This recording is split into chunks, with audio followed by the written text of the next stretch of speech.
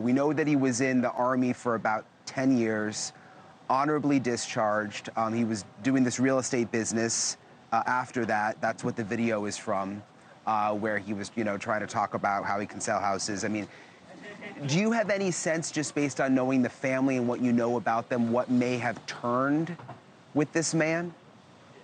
I think it's the same principles apply to this that applies to every other incident of terrorism that has occurred like this. Where, and you all mentioned it a little bit, that sometimes it's what's happening in their personal lives, difficulties, things they can't deal with, instead of turning to God and relying on God and praying and seeking help. We see people take the cowardly way out, because this is actually an act of suicide and murder. And suicide in Islam is totally unacceptable. Murder is totally unacceptable. The family, he wasn't raised like this. Have you, speaking of the family, been in touch with anyone in the family? Do you have any sense of how they are reacting to all this, whether perhaps they had any sort of warning signs? No. I know they didn't. We talked quite a bit today. They're shocked. They're saddened. They're very surprised and embarrassed all at the same time. Their heartfelt condolences and their prayers go out to the families of those who were killed by this terrorist attack and to the victims who were injured. Yeah. Do you have any sense, Imam, there's all these questions about whether he was working with anyone else, whether he had other people in his life who he had gotten to know who were also involved in this attack. And so far, based on what the FBI has said, the answer to that question is yes. Have you heard anything from the family, or have you gotten any sense, that he was hanging out with people that they were uncomfortable with, or anything like that? No, not one bit at all, no.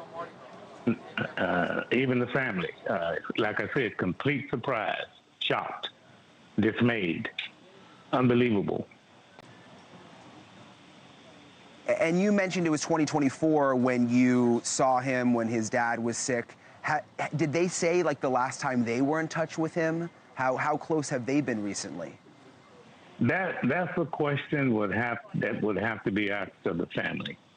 I don't know. I can't answer that.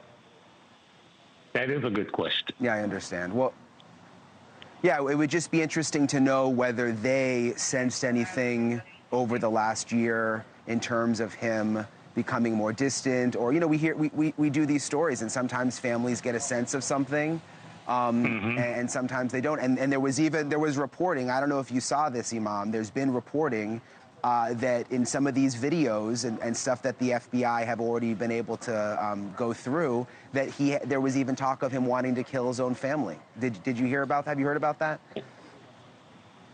What? No, yeah, there's no. Yeah, there's some reporting that he had. All I can say to that is, good God Almighty. No, I didn't know anything about that, and I'm sure the family didn't either. Yeah.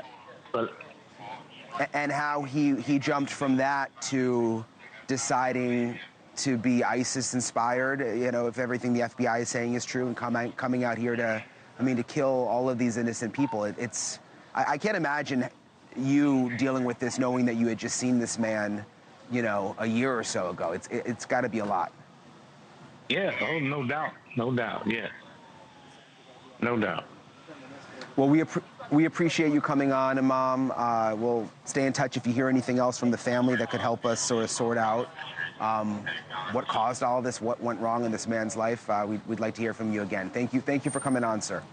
Well, Brian, I'd like to say before signing off that we all, I'm speaking from the family, for myself, for the Muslim community. We condemn this. And we hope that if there's anyone else involved, that everyone else involved are quickly brought to justice. Yeah, yes, sir. We're all hoping that right now. And you can imagine, I mean, people here are very, very nervous about that. So hopefully that will happen, and we appreciate you coming on, sir. Thanks for watching. Go to joinnn.com to find NewsNation on your television provider. And don't forget to click the red subscribe button below to get more of NewsNation's fact-driven, unbiased coverage.